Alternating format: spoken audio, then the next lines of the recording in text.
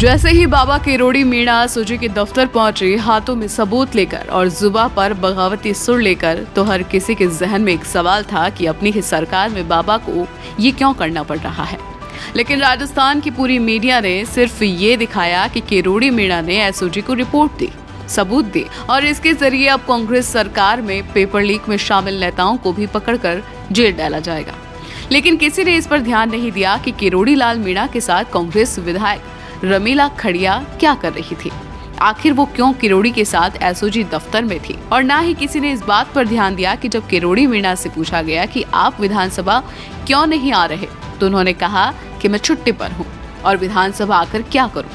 अगर जो सवाल मुझसे पूछा गया है, अगर उसका भी जवाब मैं न दे पाऊं, तो फिर किस लिए विधानसभा जाऊं। किसी मीडिया हाउस ने ये नहीं पूछा कि कौन है जो किरोड़ी लाल मीणा को जवाब देने से रोक रहा है। लेकिन हमारा विश्लेषण बाबा पर कुछ अलग है, जो कहता है कि बाबा को सोची समझी रणनीति के तहत ऐसा करने को कहा गया है, क्योंकि राजस्थान में आदिवासी और एससी दोनों बीजेपी से नाराज है। वहीं बीते कुछ वक्त में किरोड़ी लाल मीणा की स्वीकार्यता भी कम हुई है। वहीं वागड़ में बीएपी के उभरने से समीकरण बिगड़ रहे हैं। शायद इसीलिए रमीला खड़िया के साथ किरोड़ी नजर आए। इस मुद्दे पर आदिवासी समाज को साथ लेने और एससी समाज तक संदेश देने की कोशिश है। बाबा न सत्ता के साथ है और न ही पार्टी के, बाबा सिर्फ जनता के साथ है। जनता से जुड़े जो भी मुद्दे होंगे उनको बाबा उठाते रहेंगे और अगर मंत्री पद या पार्टी बीच में आएगी तो बाबा झुकेंगे नहीं। दरअसल हमारा विश्लेषण कहता है कि बाबा एक सोची समझी रणनीति के तहत ये कदम उठा रहे हैं। इससे देखिए बाबा की एक अलग छवि फिर से राजस्थान में बन रही है।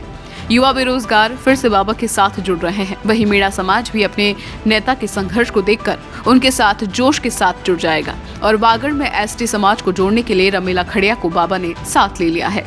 कमाल की बात यह है कि इस घटना पर कांग्रेस की तरफ से भी अभी तक रमीला खड़िया से पूछा नहीं गया है कि आप किरोड़ी लाल मीणा के साथ क्यों गई थी, जबकि वो उन्हीं की सरकार में पेपर लीक और उन्हीं की पार्टी के नेताओं के शामिल होने के गंभीर आरोप लगा रहे हैं। इसको देखकर लगता है कि राजस्थान की राजनीति में कुछ ऐसा पक रहा है जिसकी किसी को खबर नहीं है और ना ही कोई समझना चाह रहा है, या कहे कि समझकर ना समझ बनने की कोशिश की जा रही है।